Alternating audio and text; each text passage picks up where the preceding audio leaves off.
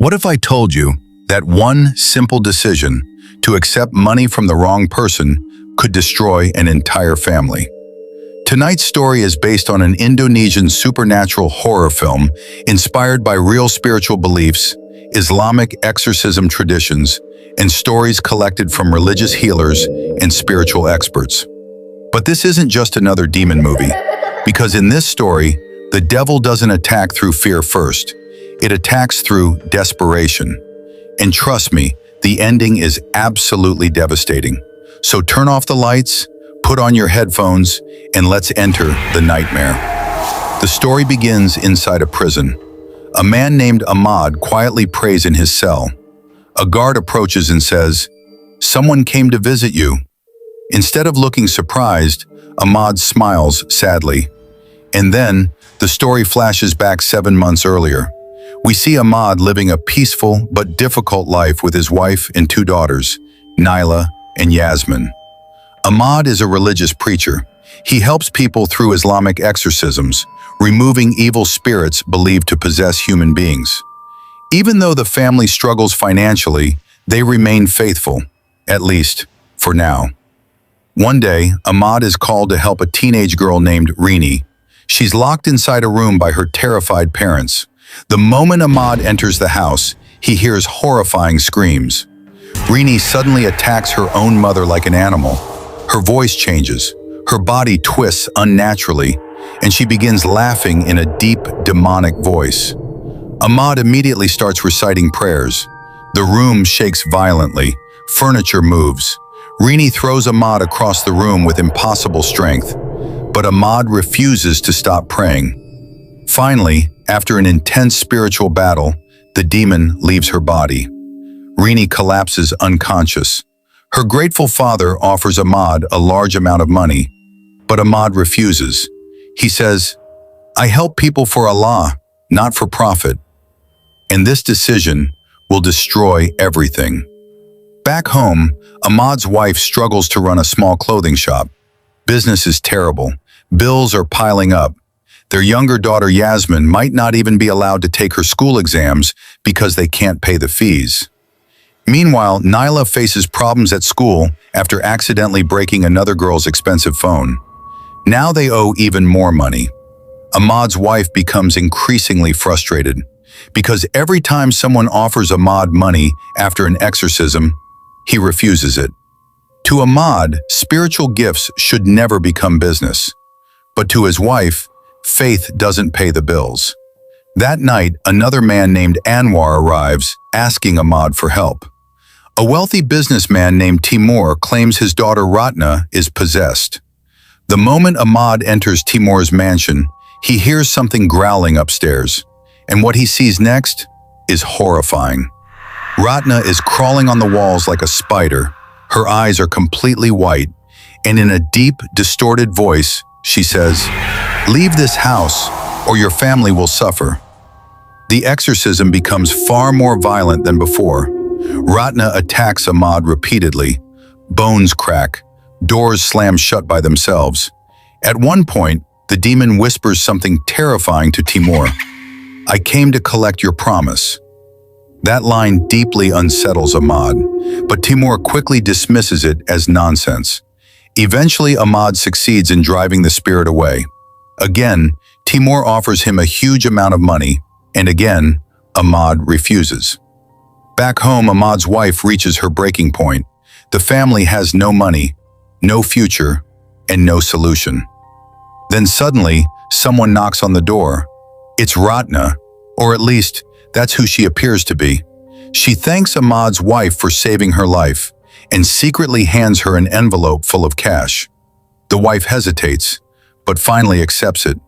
And instantly, everything changes. The next morning, the breakfast table is full of food. New clothes appear. Bills get paid. The family finally looks happy again. Ahmad even smiles and says, "See, Allah always provides." But the audience already knows something is wrong, because later that same day, Ahmad is called back to Timur's mansion, and what he finds there is pure horror. Timur, his wife, and Ratna are all dead. hanging from the ceiling, which means the girl who visited Ahmad's wife last night couldn't possibly have been Ratna. And from this moment onward, evil fully enters the family. Soon, strange things begin happening. Yasmin hears whispers under her bed. She sees shadowy figures inside the house. Something invisible grabs her hair and drags her across the room. Meanwhile, Naila slowly begins changing. At school, she suddenly becomes aggressive, arrogant, and reckless. She abandons her religious lifestyle overnight. She starts dressing differently, acts strangely, and becomes obsessed with a boy named Farhan. One night, during prayer, Yasmin sees Neela's eyes turn completely white. Then Neela suddenly crushes her sister's fingers with inhuman strength.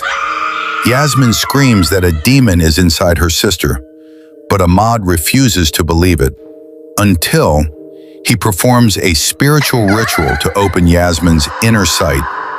And what Yasmin sees terrifies everyone.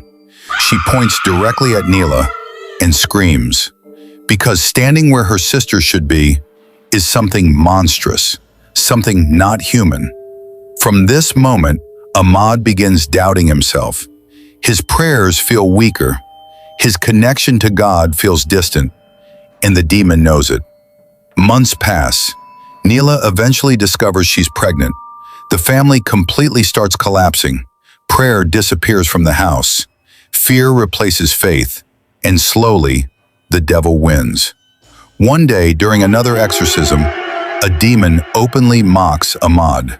It says, "Your prayers are useless now." For the first time in his life, Ahmad cannot fight back. Later, a man tells Ahmad something important. He explains, "Food bought with forbidden money corrupts the soul." And suddenly, everything makes sense. Ahmad rushes home and demands the truth from his wife. Finally, she confesses. The money came from Ratna, the dead girl, the cursed money. Ahmad realizes the demon entered their family the moment they accepted it. At the same time, another horrifying truth is revealed. Timur had secretly made a pact with evil forces for wealth and success. In exchange, the demon promised to take his daughter once she turned 18, and anyone connected to that cursed money would also be destroyed, including Ahmad's family. That night, everything reaches its breaking point. Ahmad's wife becomes possessed, completely. Her voice changes, her body moves unnaturally, and she attacks her own daughters with scissors. Neela is brutally murdered in front of Yasmin. Blood covers the floor. Yasmin desperately recites prayers while trying to survive. Then Ahmad finally arrives home, and what he sees breaks him completely. His daughter is dead. His wife stands there smiling like a monster. Consumed by rage and grief, Ahmad attacks her, over and over and over again, until suddenly everything becomes quiet, and the horrifying realization hits him. The demon tricked him. He didn't kill a monster, he killed his own wife. The devil finally succeeded, not by overpowering Ahmad's faith, but by destroying his family piece by piece. Police arrive shortly after, and Ahmad is arrested for murder. The story returns to the prison from the beginning. Yasmin visits her father one final time.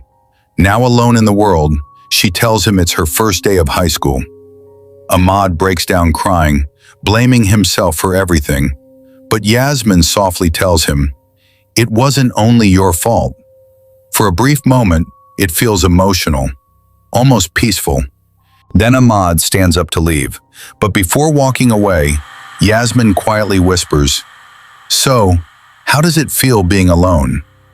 Ahmad immediately freezes, because the voice isn't hers. And then Yasmin smiles, the same horrifying smile the demons used before, meaning the evil never truly left. It simply found a new home. And that was one of the darkest supernatural horror stories to come out of Indonesia. A story about faith, temptation, and how evil doesn't always enter through violence. Sometimes it enters through desperation. So what do you think? Was the family doomed from the beginning? Or could all of this have been avoided? Let me know in the comments. And if you enjoyed this video, don't forget to subscribe for more disturbing horror stories and movie recaps from around the world. See you in the next nightmare.